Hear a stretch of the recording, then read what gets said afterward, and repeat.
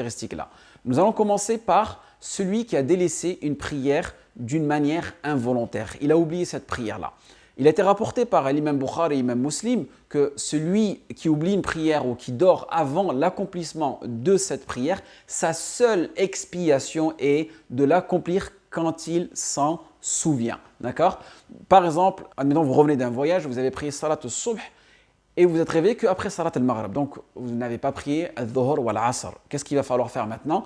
Tout simplement, prier al-Dhuhr, al-Asr et après prier le Maghrib. Parce que vous venez de vous souvenir que vous avez délaissé cette prière-là. Il y a aussi un hadith qui a été rapporté par le prophète sallallahu alayhi wa sallam lors d'un voyage où ils ont délaissé la prière du Fajr jusqu'à que le soleil les a réveillés. Il a demandé à Bilal de faire le adhan et ils ont prié donc Sunnat al-Fajr. Et ensuite, ils ont prié Salat al-Subh. Donc, pour vous dire, voilà, on est des humains, on peut se retrouver dans cette situation-là. Maintenant, la deuxième question, qui est un peu plus importante, c'est est-ce que si quelqu'un a délaissé une prière d'une manière volontaire, est-ce qu'il doit la rattraper ou pas? Ici, nous avons différents avis au niveau des savants. Imam Abu Hanifa, Imam Malik et Imam Shafi'i prennent l'avis que celui qui délaisse une prière doit la rattraper, que ce soit volontaire ou que ce soit involontaire. C'est-à-dire une personne qui n'a pas prié pendant des années, elle doit calculer le nombre d'années approximatif et faire ça en nombre de jours, en nombre de rak'at.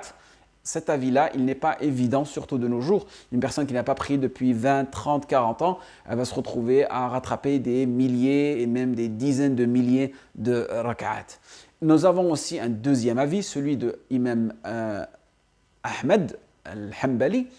Nous avons l'avis de Imam Ahmed et qu'il a suivi Ibn Taymiyyah, Ibn Hazm, Ibn Qayyim al-Jawziyya et certains savants contemporains. Celui qui a délaissé une prière d'une manière volontaire n'a pas à la rattraper. Mais n'a pas à la rattraper parce que c'est d'une manière laxiste, non. N'a pas à rattraper cette prière-là car c'est dans son but à lui qu'il fasse la tawbah et qu'il regrette cet acte-là. Vous voyez que cette prière, même s'il la rattrape, elle n'est pas acceptée. Étant donné que la prière, il ne l'a pas faite à l'heure, et la prière, elle est prescrite dans des heures précises, donc cette prière-là, ça y est, il n'a plus à la rattraper. Il doit faire une tauba sincère, tauba nasuha, car il va regretter cet acte-là. Et cette méthodologie, elle est beaucoup plus simple pour les musulmans d'un côté, car voilà, il n'a pas rattrapé cette prière, mais aussi, elle est très éducative, c'est-à-dire que tu te dis maintenant, ah oui, la prière, c'est quelque chose vraiment d'important.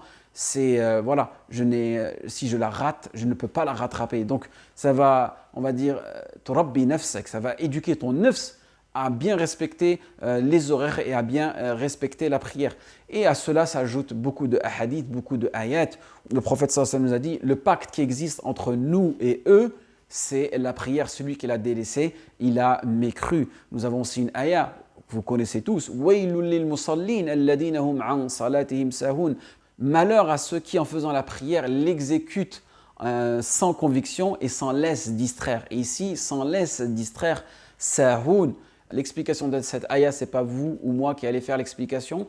C'est Ibn Abbas radiyallahu anhu qui nous dit ceux qui la retardent après le temps fixé.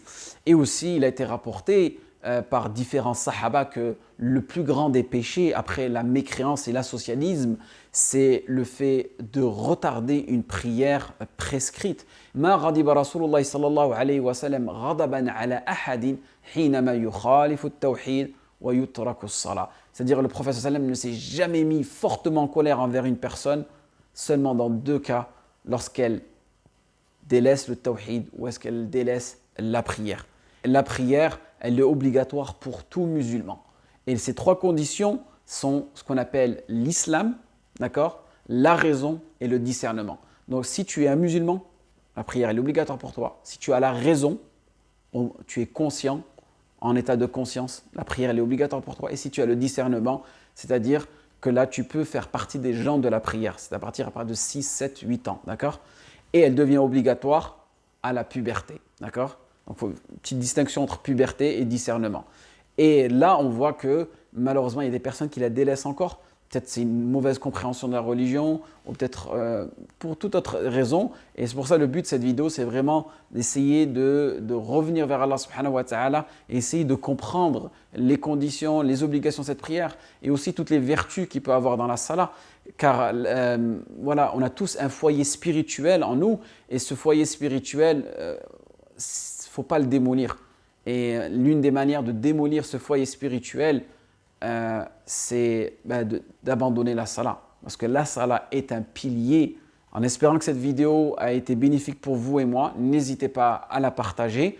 En espérant que ça vous a un peu éclairci, je vous dis à une prochaine vidéo. Wassalamu alaikum wa rahmatullah wa barakatuh.